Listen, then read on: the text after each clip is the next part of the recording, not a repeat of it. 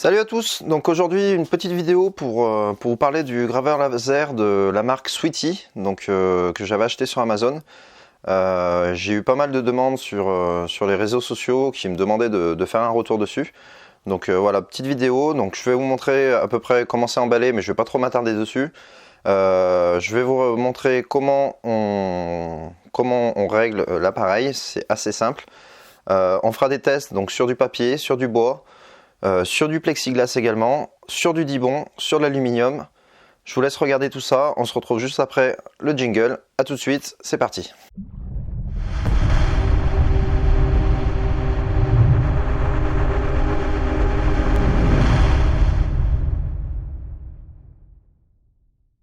Donc l'emballage est quand même assez bien fait. Donc dedans on trouve donc le graveur qui se présente sous cette forme. Donc le graveur ressemble étrangement à celui de la marque Kakamoon. Donc en fait c'est le même, hein, c'est le même habillage et tout. Déjà pour commencer, pourquoi j'ai choisi celui-là et pas le Kakamoon, sachant que celui-là est plus cher? Pour la simple et bonne raison que celui-là il s'utilise aussi bien sur PC que sur Mac. Sachant que j'ai les deux, je trouvais ça plutôt utile de pouvoir jongler sur les deux PC.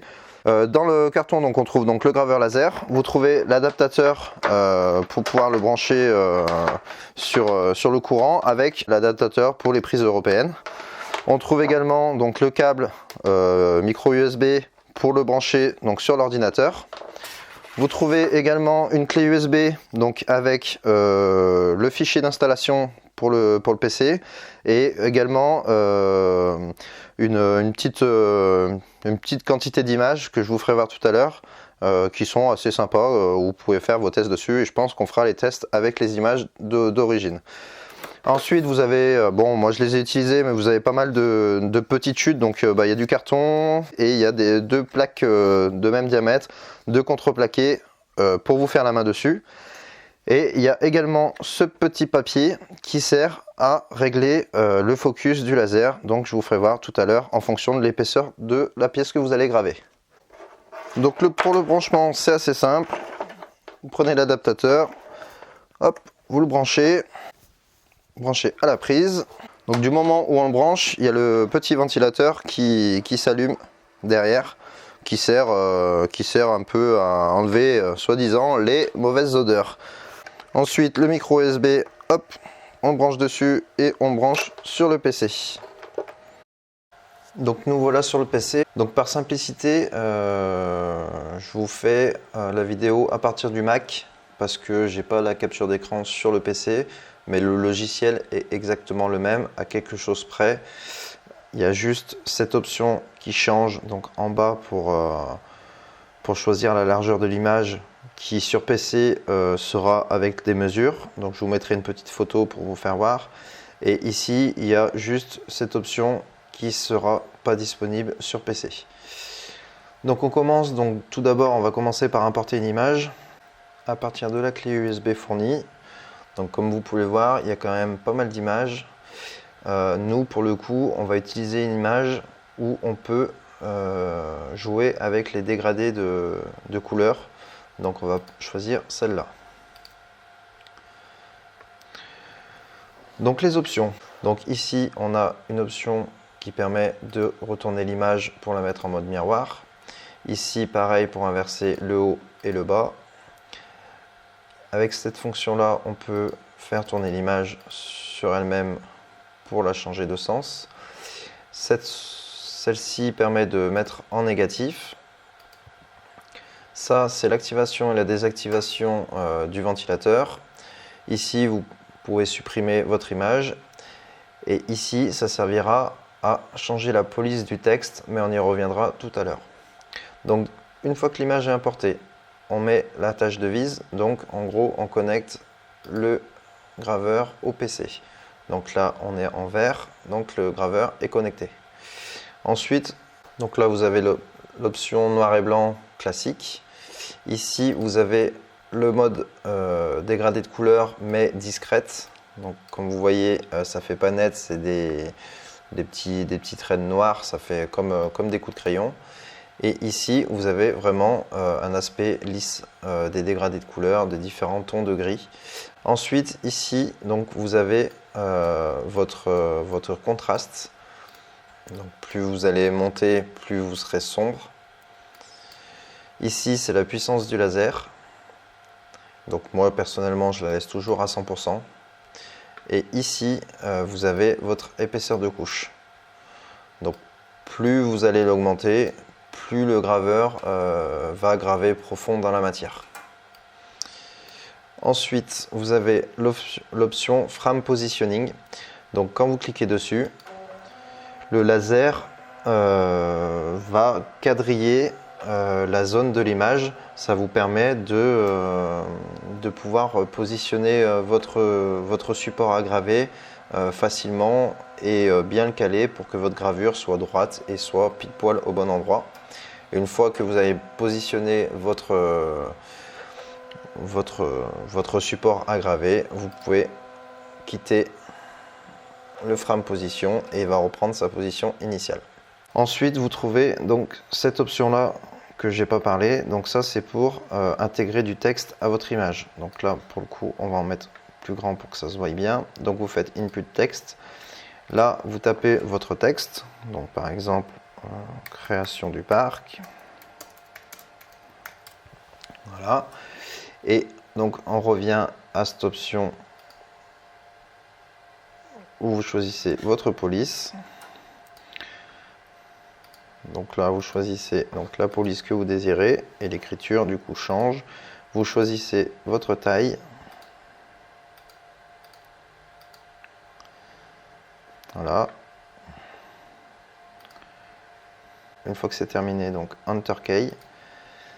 Et vous avez votre écriture du coup qui se fige à l'image. Voilà. Donc pour les paramètres de réglage, moi j'utilise souvent les mêmes réglages. Alors ça dépend, tout dépendra aussi de votre support, sachant que plus votre support sera dur à graver, plus il faudra augmenter votre profondeur de gravure. Pour ma part, je pars toujours sur ces réglages là de base, donc 50, 100 et 25. On va partir sur ces tests, on va tester différentes matières et on se retrouve après pour un débrief. Donc on va commencer sur du contreplaqué. Pour savoir où on vise, donc ce que je vous disais tout à l'heure, c'est la fonction frame position. Ensuite, vous utilisez le petit papier noir que je vous ai montré tout à l'heure. Vous venez le positionner sur la pièce que vous voulez graver.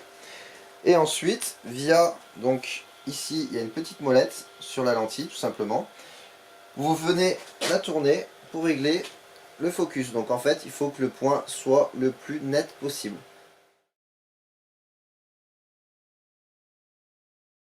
Donc on va prendre les réglages que j'utilise habituellement. On va voir sur cette image. Moi je les ai utilisés pour essentiellement mon logo qui est tout noir.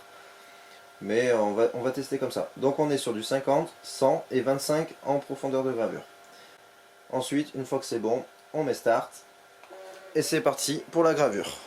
Au fur et à mesure que ça grave, pour voir où en est la gravure, vous avez l'image qui se teint en rouge. Donc toute la partie rouge, c'est la partie qui est déjà gravée. Et le reste, c'est ce qui reste à faire. Vous avez également depuis combien de temps vous avez lancé la gravure. Donc voilà, donc là c'est en train de graver sur le carton. On a déjà testé le bois, donc comme je vous disais, avec mes réglages, voilà, ça donnait ça. Donc je trouve qu'on n'est pas trop mal. J'essaye sur le carton, je vais essayer sur toutes les autres matières, histoire de ne pas vous faire une vidéo qui dure 15 heures. Et une fois que j'aurai fait toutes les matières, on fera un point sur les réglages qu'on peut modifier. Et si on voit que la gravure est pas belle, sur quoi on peut jouer pour modifier tout ça. Donc je grave toutes les matières et on regarde ça après. Donc ça y est, donc les tests sont terminés. Donc comme vous pouvez voir derrière moi, donc j'ai commencé, il faisait jour, là maintenant il fait nuit. Ça m'a pris énormément de temps, j'ai fait pas mal de tests. Donc j'ai essayé sur le papier, sur le carton, sur le dibond, sur un genre de dibond, donc plaqué aluminium, qui soit plaqué blanc. Le bois, le carton je l'ai déjà dit. On va passer au verdict. Résultat. Donc comme vous avez pu le voir tout à l'heure, j'ai commencé par du bois, donc c'était du contreplaqué. Donc avec les réglages, donc on a dit 50, 100 et 25 de profondeur. Donc le résultat donc est pas mal. Moi je suis assez satisfait sur le bois. Sachant que si vous avez un bois plus dur, il faudra sans doute augmenter la profondeur de couche. Ensuite, j'ai essayé donc sur le carton, donc pareil, toujours avec les mêmes réglages. Donc le résultat est pas mal. Donc on est un petit peu plus foncé. Donc après pareil, je pense que en réduisant la profondeur de couche, on devrait être pas mal. Après voilà, en frottant un peu, ça enlève la surface brûlée. Donc là on est un tout petit peu plus clair. Donc ça crée toujours un minimum de dépôt. Donc voilà, donc là on est pas mal. Ensuite, donc j'ai essayé donc sur le Dibond. Donc là avec toujours une épaisseur de 25. Donc on va mettre un petit coup de chiffon. Donc voilà, on va mettre un petit coup de chiffon pour enlever le dépôt pour voir. Donc avec le dépôt ça donne ça.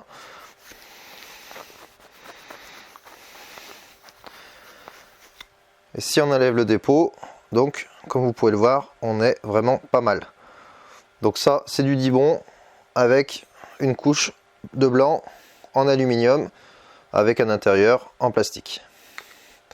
Donc voilà, toujours avec les mêmes réglages. Donc là 50, 100 pour le laser, pour la puissance du laser, et 25 de profondeur de couche.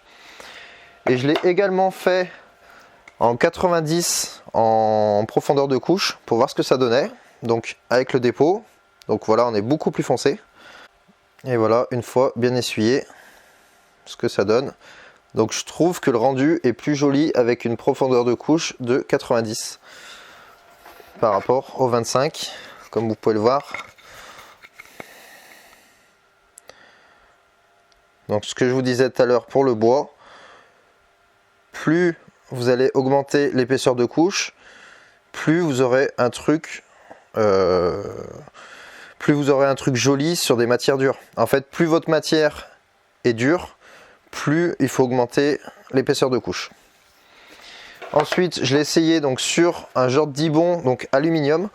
Donc, je vous montre une plaque vierge. Donc, il y a un côté qui est bien lisse et il y a un côté un peu plus brillant, mais qui est rugueux. Alors, j'ai essayé sur le côté rugueux. Personnellement, ça n'a pas marché. Par contre, sur le côté lisse, ça a bien marché. Donc ça, c'est avec une profondeur de 25. Donc pareil, j'essuie, hop. Donc ça nous donne quelque chose comme ceci. Donc on est quand même très propre. Et en 90,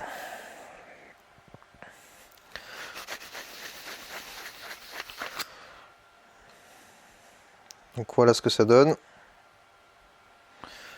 Je vous montre les deux différents. Donc en 90 d'épaisseur de couche et en 25.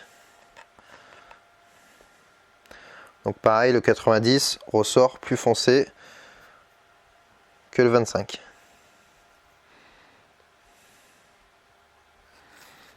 Ça sent que on le sent quand même au toucher qu'il y a une petite différence. J'ai ensuite essayé sur le plexi.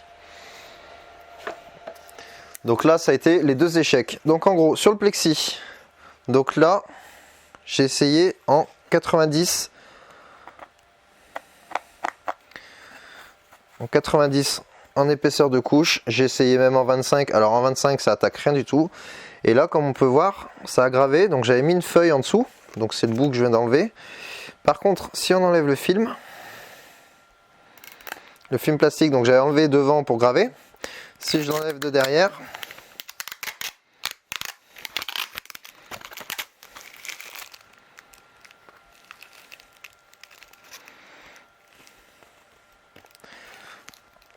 on s'aperçoit que ça fait de la merde.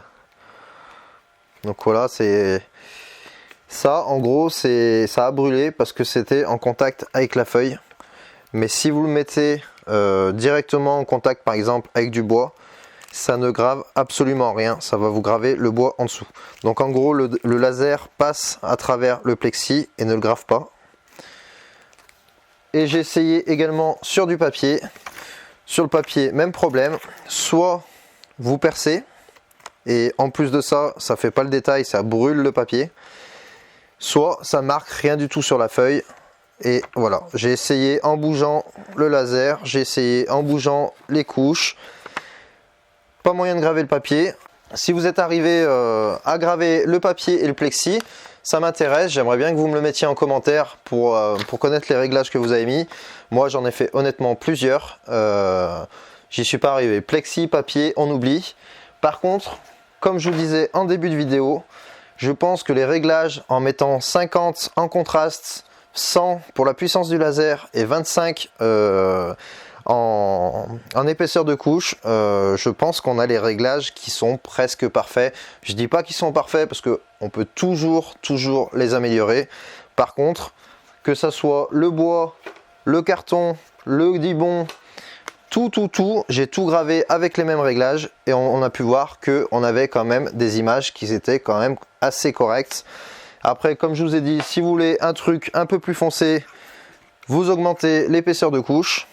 Mais honnêtement, entre l'un ou l'autre, personnellement, moi, je suis satisfait de mes réglages. Voilà, j'espère que cette vidéo vous aura servi pour l'achat. Si jamais vous vous posez des questions sur quel laser prendre, sur les capacités du laser, à la base, j'ai fait cette vidéo pour ça, donc elle n'est pas sponsorisée, c'était juste pour aider. Si jamais vous avez des améliorations de réglages et que vous voulez me les faire connaître, n'hésitez pas à me les mettre en commentaire. Si cette vidéo t'a plu, n'hésite pas à me le mettre en commentaire également. Si tu veux connaître la sortie de ma prochaine vidéo, n'hésite pas à activer la petite cloche qui se trouve en bas. Et je te dis à bientôt pour une prochaine vidéo. Ciao, ciao!